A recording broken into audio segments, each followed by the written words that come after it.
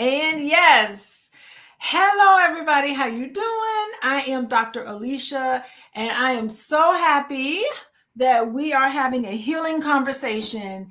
And today I have the honor of presenting to everybody the author of a very good book. And I read it over the weekend. Her name is Nikquan Lewis. Y'all know Nikquan. This ain't her first time on here. So everybody say hello to Nikquan. Today she is going to come and speak to all of you guys about her new book that she just published. The name of her book is When Trauma is Your Author. ... What happens when trauma is your author? So we're going to have a conversation about that today. We're going to have a conversation about how you are going to be able to recognize if trauma is playing an active role in your current situation. I know some of y'all out there, this is just who I am. Accept me for who I am. But maybe part of who you are is an attachment to all of the things you needed to become because of your trauma. Maybe who you are is something beyond that. So today we are getting ready to grow. So buckle up. We about to get bigger, and we're gonna take you on this ride today. So welcome to Nikquan, and I just want you to let us know, how were you inspired to write this book, When Trauma is Your Author, and how does it relate to you, your personal experiences and your professional experiences? Yes, ma'am. So hey y'all. Thank you so much for having me back, Dr. Alicia. I love to always chat with you and coming on Fly Nubian Queen, speaking to the people. And so here we are. When Trauma is Your Author, the price your relationships pay and how to reclaim your story. That is the full title. And so a number of things inspired me to write this book. This book has always been in me. This is a resource that I wish was available when I was coming up, as somebody who was raised in abuse, domestic violence, addiction, all the things that comes with that, right? And so all of that comes into your parenting, your relationships. I was also a teen mom. I had my daughter. I have two children, both adults. Adulting, young adults is ghetto, but we'll get into that because that also is covered in the book. But I had my first child at 18 out of a lack of information, and also some risky behavior as a result of past trauma, right? And so not knowing that trauma was writing my story, and how that comes into your marriage, how it comes into your friendships, how it shows up at work, right? All of those experiences, and becoming a therapist, because I knew early on when I had my daughter at 18, and she had special needs at that time. And so I'm an 18-year-old, I don't have support. I got this baby, she's, has all these needs. I knew then that my story has to change. I cannot repeat the things that I've seen growing up, because my legacy means more. I need to be better for them. And so all of those experiences led me to become a relationship and sex therapist, because I wanted to dismantle the shame and the lack of education around sexual health, especially in our community. And so all of those things influenced my decision to be a therapist, and ultimately empowered me to write this love letter to the fellow disruptors who have decided that, yeah, I may have had a rough start, but I'm going to take the pen back from trauma and write a story that is rooted in my values, principles, and morals, and not just what I've been through. This is so beautiful, Nikquan. And I just want to encourage everybody here today that your past does not always have to dictate your future. You can decide what kind of life you want. If you want to live a life of peace, if you want to live a life of where you're living mindfully, If you want to live a life where you are fulfilling your purpose, you know what your purpose is in life. If you want to live that kind of life, it is possible for you. I think what Nikquan is saying is that some of these past painful memories get in the way of you becoming what you want to become. All of you all are capable of being in a healthy relationship with another person. You have that capacity. You have the capacity to show up at work and to be a valuable citizen of this world. Those are possible for you, no matter what your background is. It does not have to dictate who and what you are. But if you're not able to recognize it, you're going to find yourself frustrated and stuck and depressed and sad. All of these things happen to you when you're not able to be aware. What advice do you have for somebody to just raise awareness? There's a bunch of people walking around pointing the finger. Racism on the job. Not to say that racism doesn't happen. They're pointing the finger about these people don't understand me. These men ain't no good. These women ain't no good. You can't trust nobody. They see the world as dangerous. That's a sign of trauma. So what would you say to somebody to help them kind of raise awareness of how does it look when trauma pays the price in your relationship? What does that even look like? So, hi Ursula. Thank you for joining the conversation. Yeah. Okay, so for anybody out there who needs a resource to recognize if trauma is still writing your story and kind of where you are on that journey, go head on over to whentraumaisyourauthor.com and there's a free assessment. Mm-hmm. But here are some things. Now, all the things that you said, Dr. Alicia, while some of that is true, right? Racism, some relationships is ghetto, there's pee in the dating pool, all of those things may be the case. But being able to identify the role that you play. Yes. And how you impact your relationships, what is motivating your decisions, that is how you will understand what role trauma is playing. For example, if you are a person who keeps picking the same partner over and over, you pick partners who mirror your wounds and not your worth, that's a sign that trauma may be writing your relationships. If you are in friendships where you continue to pour and there's no ROI for you, that's a sign that trauma may be influencing and impacting your relationships. If you go to work, understand that when we clock out at work, trauma doesn't clock out when we do. Okay. Mm-hmm. If you are a person that's at work and you play small because maybe growing up you learned that your voice didn't matter, and so you shrink and you let other people take credit for your work, that may be, there's a chapter in the book that is literally when trauma follows you to work, right? Mm-hmm. And so those are signs that trauma may still be impacting you and your relationships. Oh, I think that's so great because a lot of times people aren't able to look at their part in things because they come from so much shame. Yeah. To be able to look at that would mean they would have to take ownership of some of the things in their life. It is so difficult for people to do that. And it's just like when I meet with clients, like we can't control the world. We can't control what happens. What you can control is you. Yes. You control yourself, how you respond to people. You can see the patterns is one thing, but then you can make the conscious decision to do something different. So how do you deal with shame?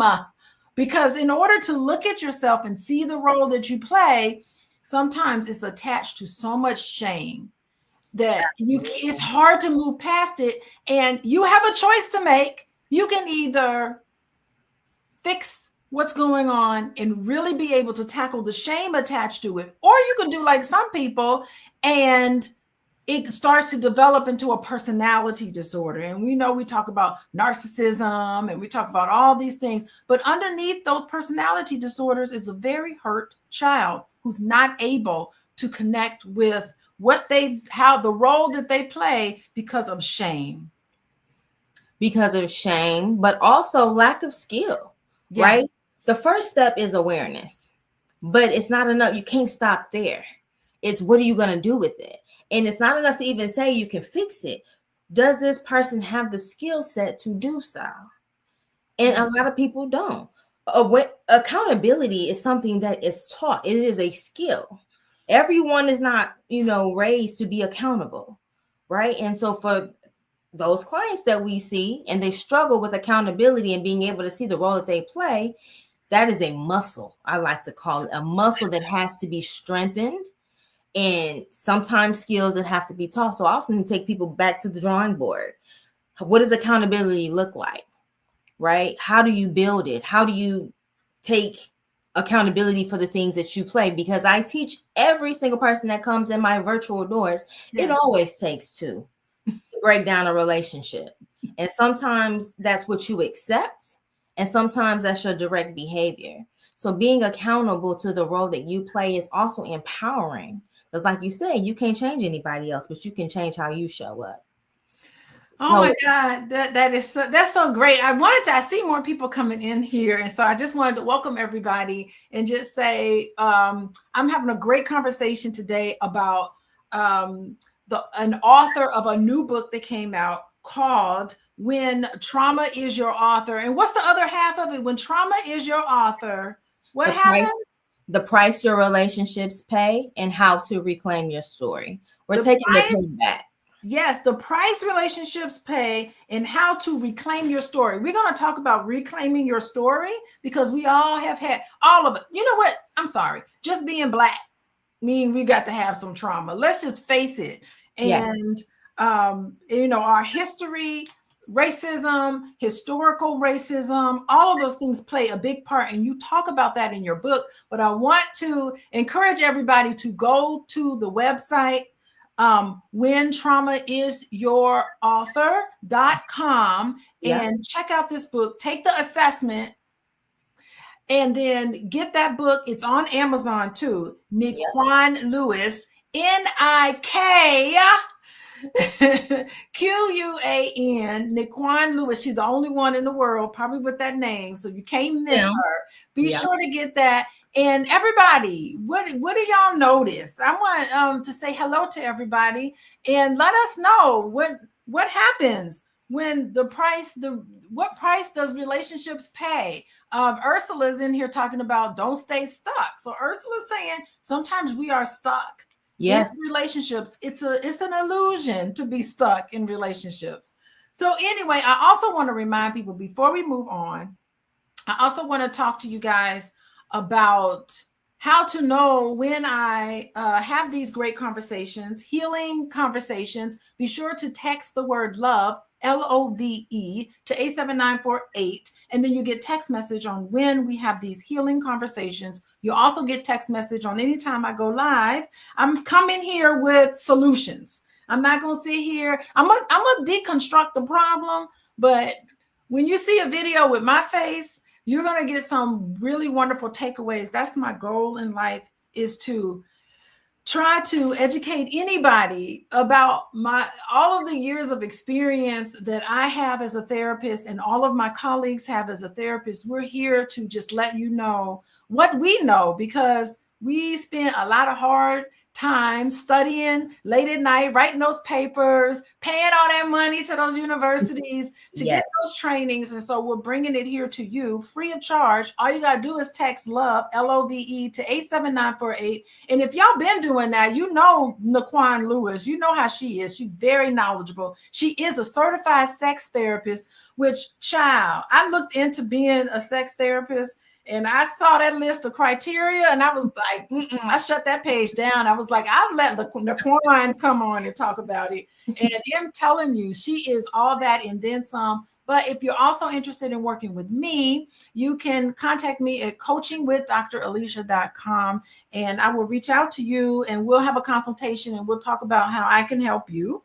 Also, follow me on TikTok and Instagram, Coaching with Dr. Alicia. Be sure to do that. So now that I got that out of the way, we can continue talking about the price relationships pay and how to rewrite your story. Lord, let me see. You have a section in your book. Oh, by the way, go to her book, because her book is whentraumaisyourauthor.com.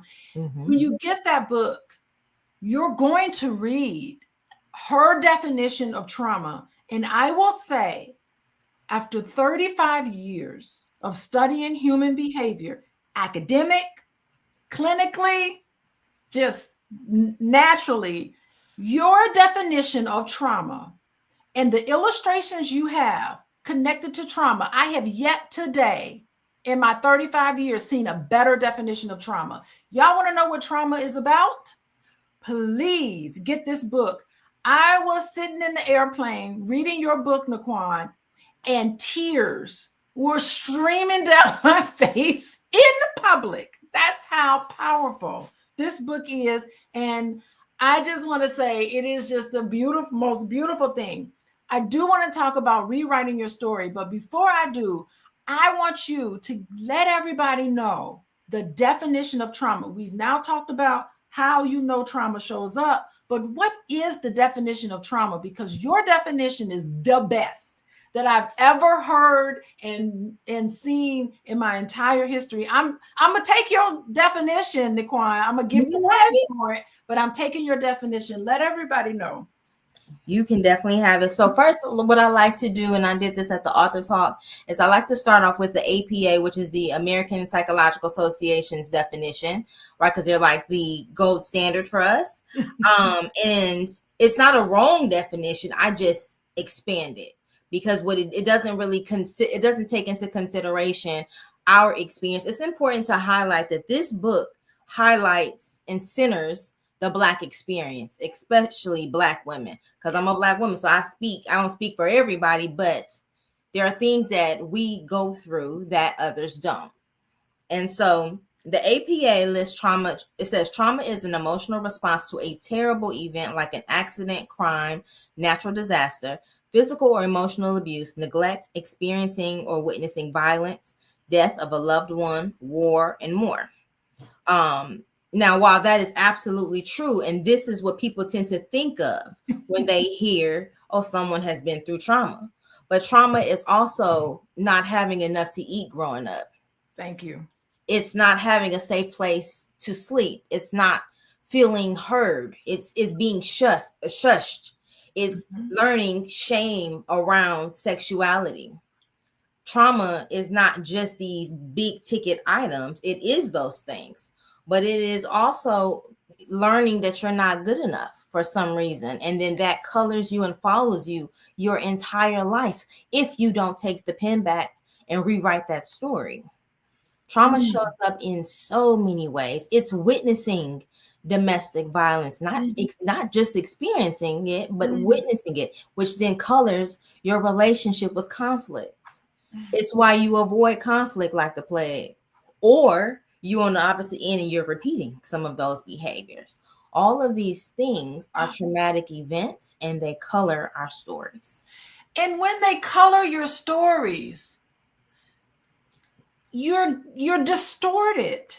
Your perception of reality is so distorted that you can't have a regular conversation with another person because the information that they're giving you sometimes is interpreted through the lens of trauma. Always. So you don't even know that a person could be telling you, someone could reach out to you and say, hey, Nikquan, how you doing? I'm just checking in to see how you're doing, make sure everything is okay.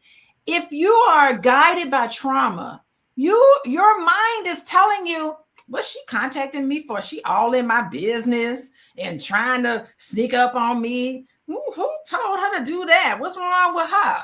That's what happens when trauma is coloring how you see. That's a distortion. Yeah.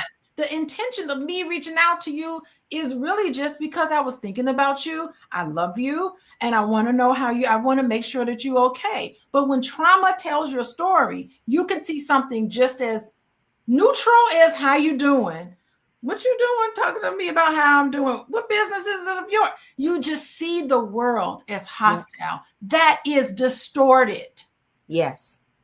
Yep. But it's your norm. So It's you your norm. won't know until either you may go to therapy or you do some kind of self-help. Therapy is not the only avenue of Not healing, the only, yes. but it is one. Maybe you read some self-help books, or you go to a coach, or you do some kind of work to understand that there are different perspectives. Yes. That is a way for you to see, okay, wait a minute, let me reconsider, what the lens that I'm looking through. Yeah, and that is why I enjoy being a couples therapist, because I feel like the growth is so much there. And you can comment on that. This is just therapists having another conversation with another therapist, is that so much growth happens in the relationship that wouldn't happen if you see someone individually, because all you're getting is their viewpoint and you're thinking, dang, what's wrong with them? Oh, they must be something. And it takes a little longer before you start to realize, hey, this person's the common denominator. But if you have another person there with you, reflecting, you get to observe how they reflect back and forth to each other. And then you can comment on it. And believe it or not, simple little adjustments in how you relate to your partner is a growth opportunity, so much more so the individual. Have you found that to be the case too? Absolutely. You only get that one perspective, but now I can kind of see you in action. When you kind of get really comfortable and you're not on your best behavior and the mask comes off. And Yes. absolutely, we Yeah, can help people to adjust how they communicate and also to self-regulate. to self-regulate, because you can teach self-regulation skills because they are interacting with this other person. And in a sense, they have to make the choice to decide if they want to change. They have to make the choice to decide, am I going to continue to see my partner as the enemy because I feel like the world is harmful? This person is, my next of kin. Am I going to change? I have to make the decision. Am I going to see my partner as a threat, or am I going to make the choice to see my partner as a potential ally? I like to extend that. Yes. I'm with that Yes. 100%, but the partner also has to make it a safe space. So it's Right. both people, right? It's Yes. making the decision to be us against the problem. But Yes. both have to subscribe to that, right? And both Mhm. have to have the emotional safety or create the emotional safety and protect the emotional safety in order for that to happen. Yeah, and to do that is going to take a lot of dialogue. It takes a lot of work. It really takes two people to make that commitment. I really love that. I don't want to get off into a tangent into couples, because that's the couples area. I could talk about that all day, trauma and your relationships. But I want to talk about taking the pen back. Like your book, which was so beautiful, emphasizes rewriting your story. Yeah. And it's, what does this process of reclaiming and controlling your narrative, what does that look like? Okay. Hey y'all. Come on Hey. in. Come on in. So I am a licensed marriage and family therapist. I'm a licensed professional counselor, and I'm a certified sex therapist. And my training is in one of my main theories is in narrative therapy. I teach people, specifically Black women, how to reauthor their stories with sex and a number of things. And so in order to take your story back or reclaim your story, it starts with reauthoring, which means that you have gained the awareness, you have gained the skill set to interrupt the unhealthy patterns that trauma has passed down to you. You've made the commitment and the effort to do the work and to do the shifting. And then you rewrite your story by saying, I recognize that trauma has written the first half of my story. I am no longer willing to live out that story. So I'm going to identify my values, principles, and morals. I'm going to establish and maintain healthy boundaries because you learn how to do so here, right? I'm going to choose to have standards of relationship that inform my relationships, my friendships, my romantic relationships, and how I show up at work. So reauthoring your story is literally making the decision to utilize the toolbox that you will gain by reading When Trauma is Your Author, and to do something different, knowing that it is possible if you gain the tools to do so. It's not easy. So I don't want to make it seem like it's easy. I'm not just telling you what I read in a book. I'm telling you what I've lived as Yes. a person who has completely disrupted generational dysfunction in my family. Yeah, it is. It's simple, but it is not easy. Like what you just spelled out just sounds so simple. But when you get into choosing standards and relationships, when you get into that sort of thing, it can become like really overwhelming. And it does require in rewriting that story to connect with that inner child, Oh yeah. connecting with it. And by the way, my husband was talking to me the other day about a rapper. His name is Kevin Gates. And I was like, Kevin Gates. I said, what rapper kept his government name or something? Usually a rapper always changes his name. So I was like, that is really intriguing. He was like, Kevin Gates just had a divorce. We should do a talk about it. And I was like, okay. And I listened to Kevin Gates' interview. Girl, but you know what? He is a great illustration of rewriting his story. He mentioned, there's a lot to be said about Kevin Gates, but one thing beautiful about what he said in the interview I heard was that writing for him was his form of therapy. Mm-hmm. That when he was going through tough things and he was thinking about his past, because his mom had him when she was 14 years old. 14, you a little child. Yes, Ursula, he is smart. I was really surprised by how smart Kevin Gates was. But he said the pen. He said, I got through really hard times. He was in prison. He had all of these sort of, he kicked a woman and did all these sort of kind of traumatic things that shows that he had all this trauma that he's carrying around with him.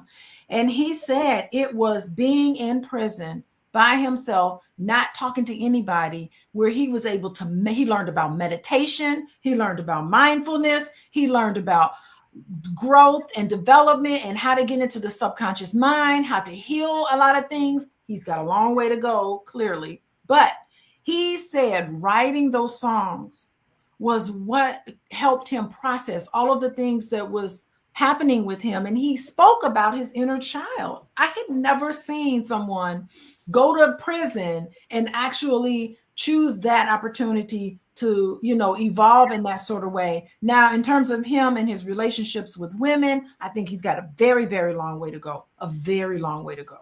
Very long. Very. Anyway, but I just saw and I just felt like as Black people, we got the music.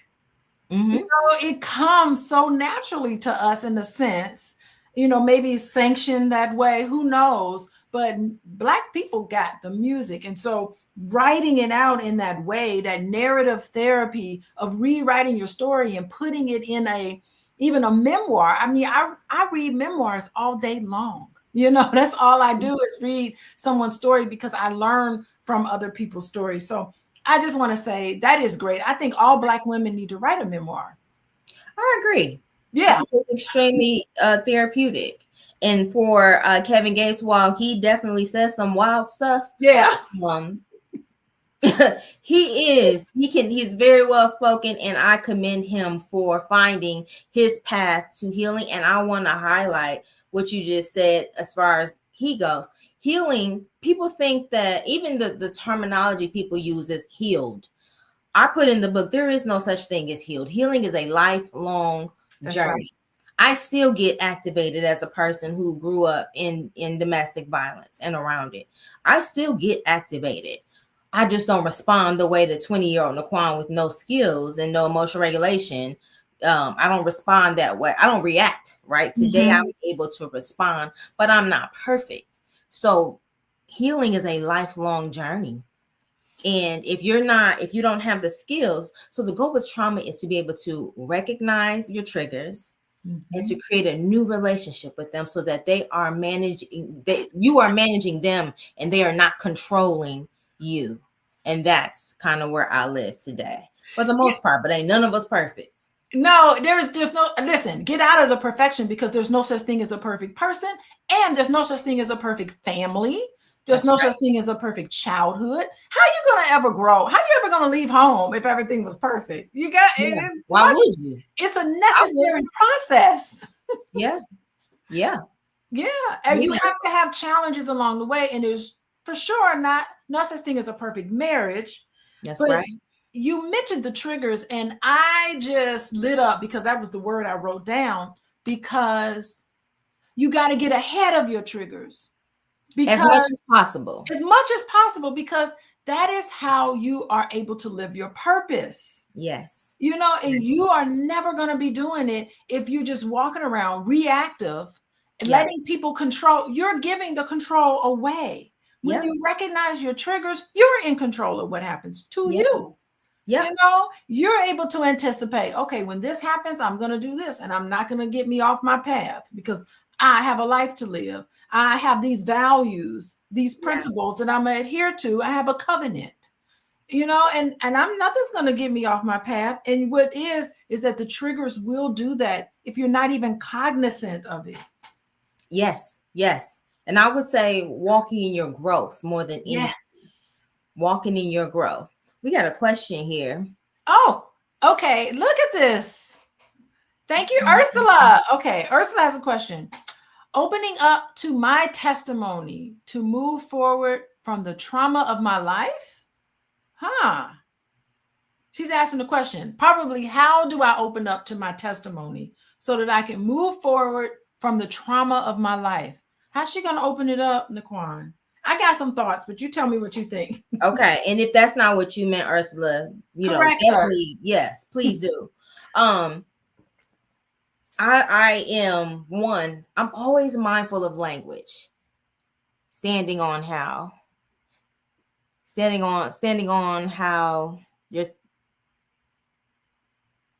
how to move forward from the trauma of my life. How about that? Rewrite it, Ursula, because we want to make sure that we speak to what you're referring to. Let's see what she says. Moving forward from the trauma of my life. What would you say to somebody who needs to move forward from the trauma of their life? Yes. Okay. How can she do that? So let's see here. So it depends on, the journey is the same. One is recognizing that it's a journey. It's recognizing that it's a journey. It's being kind to yourself. It's being patient with yourself. One thing I tell people is that when they come see me, you didn't get this way overnight. The demographics, like people that I work with, are like 35 through 60, I'll say, right? And so you're talking 30 years oftentimes of life experiences. So you didn't get this way overnight. It's not going to be an overnight fix. So one, being patient with yourself, understanding that this is a journey. And I do utilize it as a testimony, because now it's no longer shame, right? I can stand on what happened to me, and I know that I am more than the trauma. I am more than the mistakes. I am more than what has happened, right? I'm more than any poor decision that I could have made. And I externalize. So being a narrative therapist, I do what's called externalizing, which means separating. I am here. Trauma is over here. I am not a traumatized person. I am a person that has experienced trauma. I am not a depressed person if I dealt with depression. I'm a person that has depressive symptoms. I'm a person that has anxious symptoms, or that deals with anxiety. So externalizing gives you the power to get rid of this or to manage this. Because if you are the power, if you are the problem, right? If you are a depressed person, now you're the problem. You can't, what are you going to do with you? Right? You can't get rid of you. But if you separate the two, now I can treat what's going on here.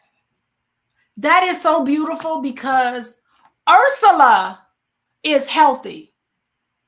The trauma, that's what's dysfunctional. Yes. Yes. That's it. That's it. That's all. It is trauma's fault. So we like Yeah. don't even put trauma in a chair over here and act like Yeah. they're here. And I'm talking to trauma, right? As if they are the problem, not me. Yeah. That is so good. Okay. Let's see, we got another question. I love these questions. All right, let's see who is Indoro. Hey, he said, can these black immigrants ever wait? Can these black immigrants even be redeemed? Sister Alicia, you should factor in these folks' country that where they get down. What? No. What does this have to do with what we're talking about? They are happy to be here amongst us, but them, I'm not sure. Okay, I don't know. What do you think about? I don't know. I know you know I want to talk a little bit about people who navigate here, come here from other countries, immigrants. Mm-hmm. Woo, boy, you start listening to some of their stories about how they came here from other countries, especially when it's like the conditions in their home country is just totally awful. That transition, that moving from one country to the next, it number one, it makes me realize how privileged I am being born here in a relatively safe place. Number one. So just having a United States passport, here's one right here. Just having this little passport is a privilege. Yeah. Is a privilege. And for many people, that is not a privilege, especially during these times where we're in a society right now where the dominant society is blaming a scapegoating an entire group of people about our problems. It's supposed to be on these poor, helpless individuals. So yeah, I mean, I think that trauma it's global. It is. You know, it's not just here, it is global. And Black people have been on the receiving end of a whole lot of mess. Yeah, absolutely. Comment on that.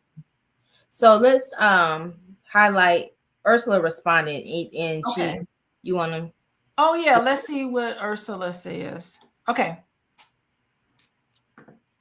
I know that I have to open up and be able to accept my testimony and not be sensitive to it because I've never shared it with anyone, but they consider me one of the strongest. But they don't even know how I got to be strong because I didn't want to allow myself to continue to live like what I've seen in my family. Yeah, this is really heavy. Oh yeah, because it's very common. It's hard to be vulnerable. It is. Because no one cared about you. Yeah. Yeah. The vulnerability. And I think that people, when we talk about how the price that relationships pay, you're the stellar partner to your spouse, but you won't allow yourself to really be vulnerable enough to have real intimacy and connection. Well, that's two parts, yes. Right? You may not allow yourself because of rigid boundaries, if there's a wall up because of what you've been through. And then, of course, is your partner creating that space. But she said something, Ursula, you said something so common, and I want to highlight it and not be sensitive to it. It's important to normalize, even though I hate the word normal, because we all normal for everybody is different. But you get to feel about your testimony however you feel. Your feelings are valid. You get to be sad about it, hurt about it. It's when we sit in it and it colors our decisions, it colors our relationships. That's when it becomes problematic. So I tell people, when you are managing emotions, identify it, give it space.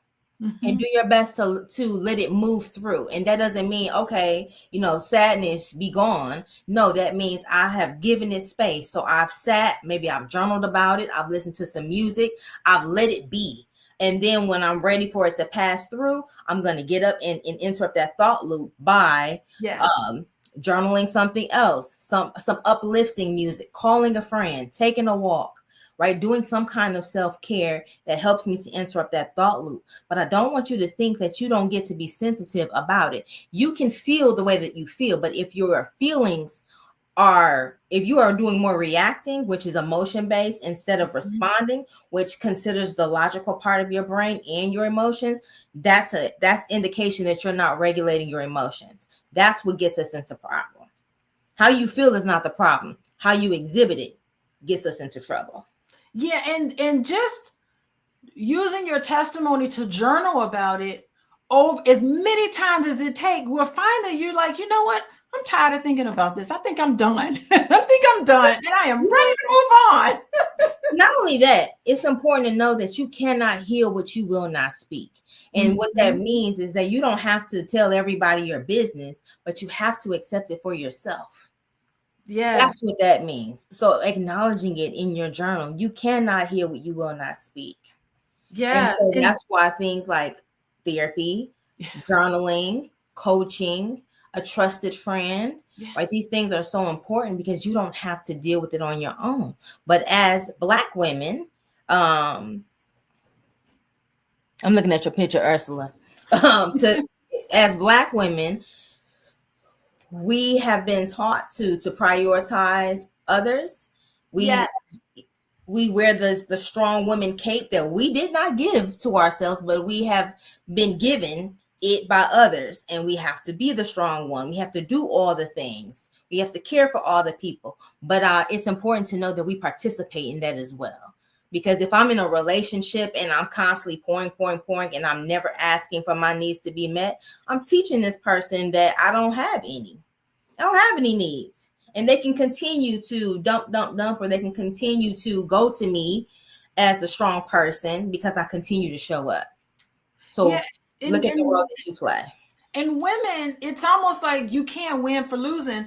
You take on the emotional baggage of everybody in the family. You know, you want to have a connection with everyone, but I mean, even me, like the kids come home from school, I purposely do not book clients around the time where I know my kids come home from school so they can come down here and they can talk to me about all of their problems. And, you know, as neurotic as they may seem, it's a big deal for somebody in high school, right? Yeah. You know, so I talk about their issues and I carry that on, including my husband and everybody in my family. And then I have to like remind myself, Alicia, you have got to be able to have a place where you can get this off your chest because I'm carrying everyone in the load. And I do feel like I'm so important to everybody. It feels really good. Yeah. I get my purpose with that. So, you know, every once in a while, I do deliberately take out time just for myself. Every day, I have a daily plan for me to just be alone. I shut everybody out. There's times every single day where I have to decompress. I go on retreats. I love retreats, girl. We got to do a retreat or something to heal trauma. A healing retreat is so wonderful. But all of these things that all of us need to be able to do. But in order to carve out that time for yourself, you have to be able to speak up. You need to be able to talk about it. And you have to be comfortable being able to receive help. And to do that, you have to challenge yourself to be vulnerable. Notice, that's my homework assignment for all y'all Black women out there watching. Pay attention to all of the times where you have felt that you needed to be strong, where you could have been vulnerable, but you decided not to be. Pay attention to when that happens, because without the vulnerability, you're going to feel alone in your issues and you're not going to be able to connect. Yep. And so to take that a step further, pay attention to it, but explore. Like, what is it that made you feel strong? Is that your protector coming out? Versus the vulnerability is risky, right? If you are a person that has been disappointed a lot or rejected a lot, right? Vulnerability feels scary. So what do you need to help you to be vulnerable? That's your exploration. So when we get triggered, I want everyone to consider that as now an invitation to explore what's going on around that emotion, right? That's your key to being able to manage it, and also telling people what you need and asking for what you need and allowing yourself to receive it. And I don't care if you use the word ready. I'll be mindful of readiness. I teach readiness versus willingness. readiness, or you said comfortable, right? Yeah. Sometimes you're not comfortable, but it's like sometimes you're afraid. Sometimes you got to do it afraid. Sometimes you're not comfortable and you got to do it anyway, right? You may not be comfortable with vulnerability, but are you willing? Are you willing to take a step towards that direction? Let me tell you how difficult that is. Because when I ask for what I need, and another person who I trust says, yes, I'll give you what you need, that means I have to wait around for them to actually deliver it. And sometimes that is very, very hard for people to do. They just would rather just do that waiting around, that gap between you asking for what you need and that person saying, yes, I will deliver it. Between that commitment and the deliverance, it is like an eternity, and it is the most frightening situation for many people who aren't accustomed to that. Yes. Woo, that's a big ask. That's me. And then guess what? I'm going ahead and do it on my own. I'm going to do it on my own. And it's funny because you ask for what you need and then the other person says yes. And you just be like, screw it. I just do it by myself anyway. And how that other person feels like, dang, you didn't think I was going to come through for you like I said I would? They were like, I don't know. I can't trust it. So, yeah. Oh my God. And you're teaching that person that you don't have needs, right? That they can't be trusted. It's easier. It feels easier to do it yourself. But think about, Karen, I want you to think about what you're communicating, right? Yeah. If you're whoever you're in relationship with, yes, it's easier to do it yourself. But think about, one, you're decreasing your capacity. You're reinforcing that you don't necessarily need help. And then you're teaching whoever you're in relationship with that you don't need help, which you're guaranteeing that you don't get the help that you probably would like. It's a paradox. Yeah, a freaking hamster wheel.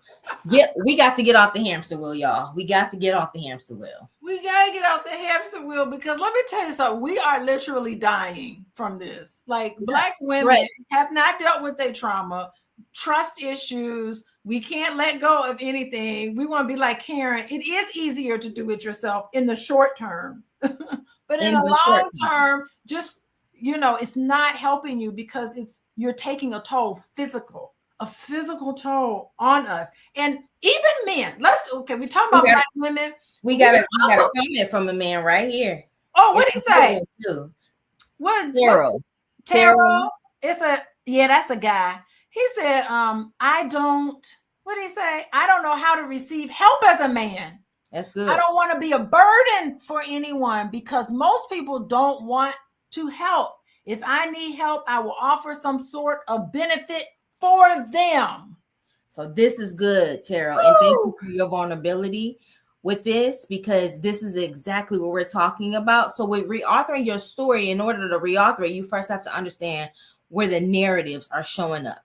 And a narrative is a story that the brain will create, and there is no evidence. I'm talking hardcore evidence that this narrative is true. Yes. Because your statement says most people don't want to help. That's a narrative all day long, because the reality is you can't speak for most people, right? I want to help people. That's why I do the work that I do. And I don't do it because of what you can do for me. I do it because it's my purpose, it's my passion, it's my mission. Right. And so if you are around people that don't want to help, I invite you to look at your friend circle or look at your support system. Look at the family that you are in. Family is important, but all relationships as adults are choices. God, that is so funny. And Black men, on the flip side of that, he really is talking about that in a really great illustration, because a lot of Black men look at duty and obligation. Yes. Above and beyond asking for what they want and their own needs. Some men think only thing that I really can provide to anybody is, what do they say? Protection and money. And that's it. A lot of men walk around being emotionally needy but they really don't feel like they can talk to anybody about it because they feel like all they can ask for and all they can give, actually, all they can give is money, obligation. They want to do things and show up because of duty, but it's really difficult. And they put all this pressure on themselves. I read a study. Society puts a pressure on them. Creates that. How can we not? And I read a study that said that your blood, when you have high blood pressure, only like 15% of high blood pressure is explained medically. 18% of high blood pressure is emotional. I believe it. That is the pressure that you're putting on yourself, and there's no good release of that, and that it has an effect on your body. I thought that was something that I never thought that much of a percentage would be something that can't even be explained medically. So it is the stress in your life, and the things that stress you out is connected to past painful memories. So paying bills every month, some people, it stresses them out, even if they got a ton of money in the bank. Oh, yes. Financial stresses them out. Financial trauma is completely, oftentimes, irrational. I have financial trauma from being 18 and being homeless. And so today I struggle with like allowing my husband to handle the finances because I am afraid of my children not having a place to call home. And it has nothing to do with him and his skill set. It is completely the irrational thoughts that, fuel my decision. And I mean, if it were only that, maybe, we would do something about it. But also I'm better. I'm better when it comes to finances. So that's my strength. Right. And so financial trauma has nothing to do with it. But Terrell, I encourage you to, maybe you might have to rebuild your social support network, which are the people around you. So, and teach them that you do need help. You do have needs, and you don't have to have transactional love. Yes. Right. I have to do something for you in order for you to do something for me. If that is your relationship. Quid pro quo is what happens when a relationship is failing. Yes. If you're required to exchange something in order for support, that is a symptom of your relationship, and the relationship isn't healthy. That relationship isn't built on standards, values, principles, and morals. It's built on something else.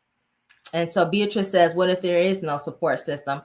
Well-rounded people have a healthy social support network. That don't mean you have to have a whole crew of folks, but you do need a couple. And so if you don't have a support system, Beatrice, I encourage you're going to have to get out in these streets. You're going to have to meet some people, go to a coffee shop. You can get online if you choose to, but you're going to have to connect with people to build that social support network. You may not have it, but it can be built. It takes courage. Oh, yeah. A whole lot of courage. Do it anyway. You might be scared. Do it anyway.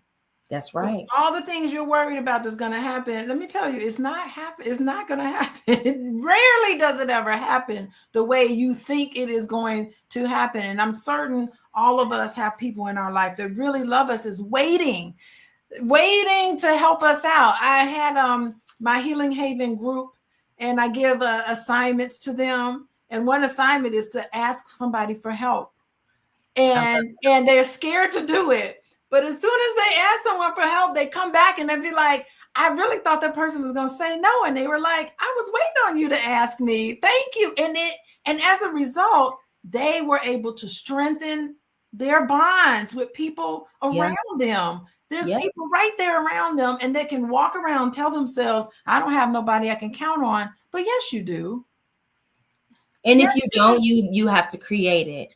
Right? It's the vulnerability. Easy to do.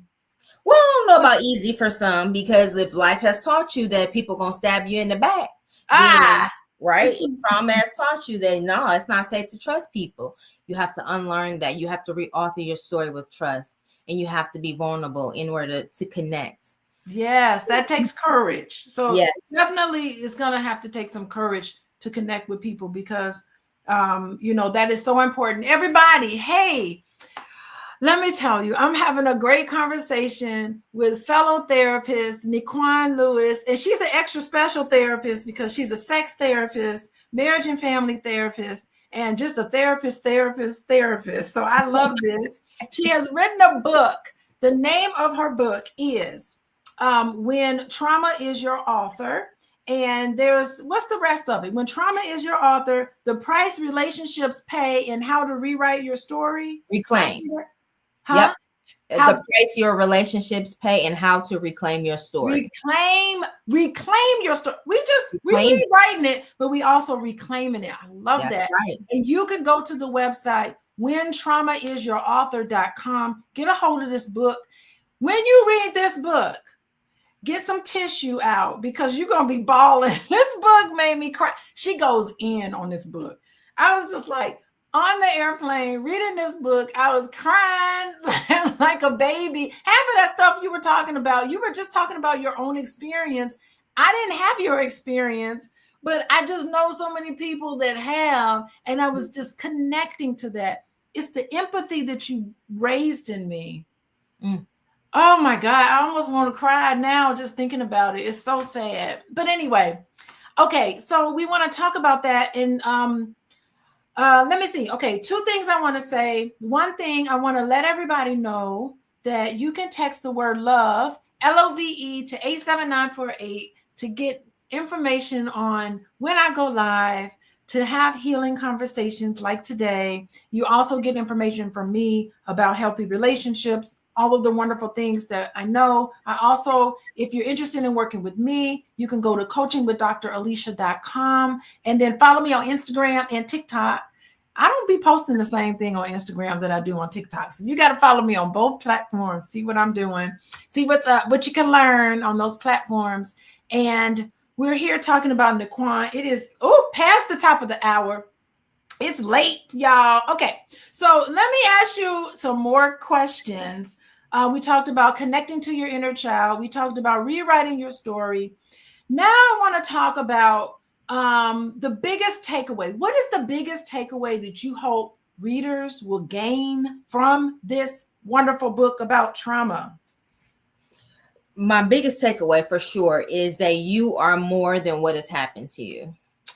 And you do not have to continue the way that you began. That is the biggest takeaway. Change is possible for those that want it.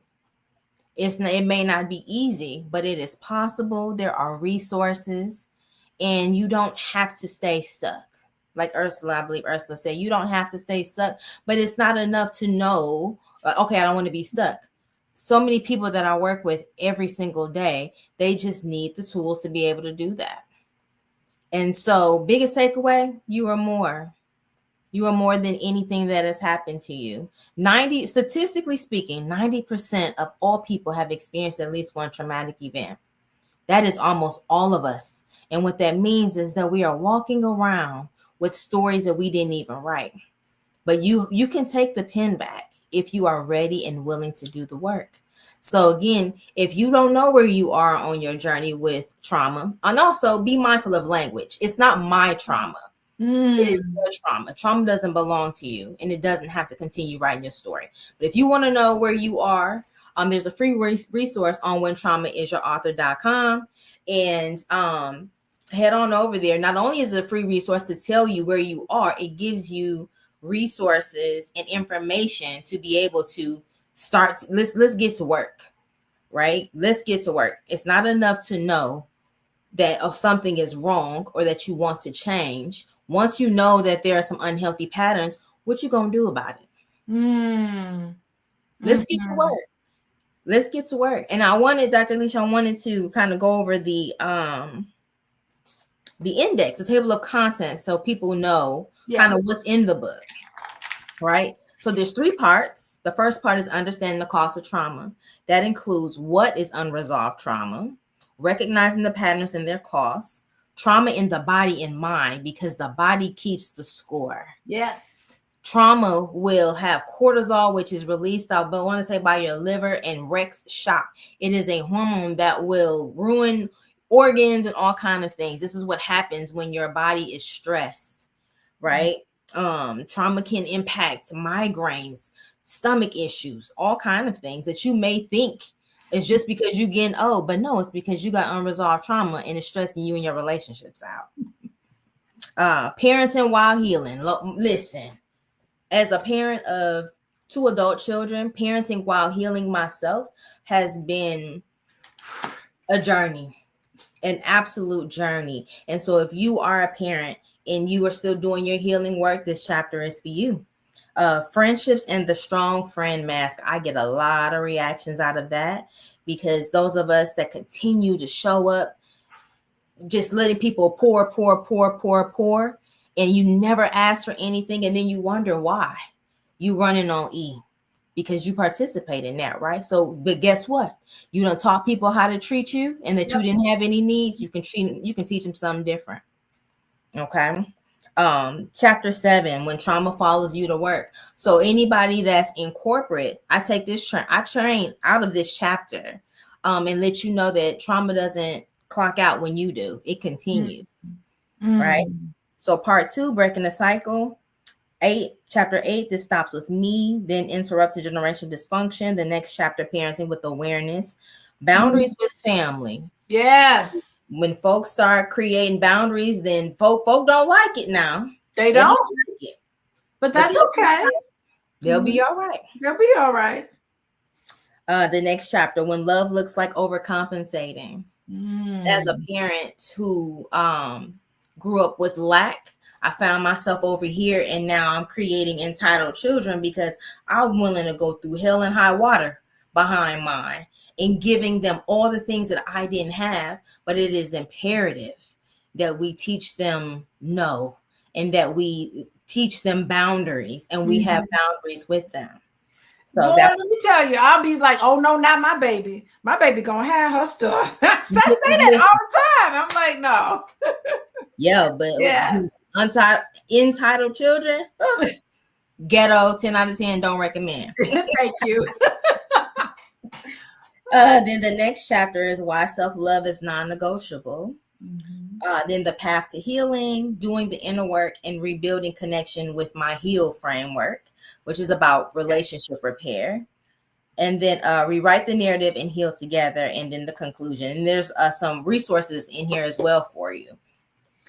Yeah, I put the website in the chat, and I just think everybody should just get it. It don't even cost that much. It's like, it really is really affordable. There's workbooks. Come on, Nikquan, it's workbooks. It's all sorts of stuff that goes with this. This is beautiful.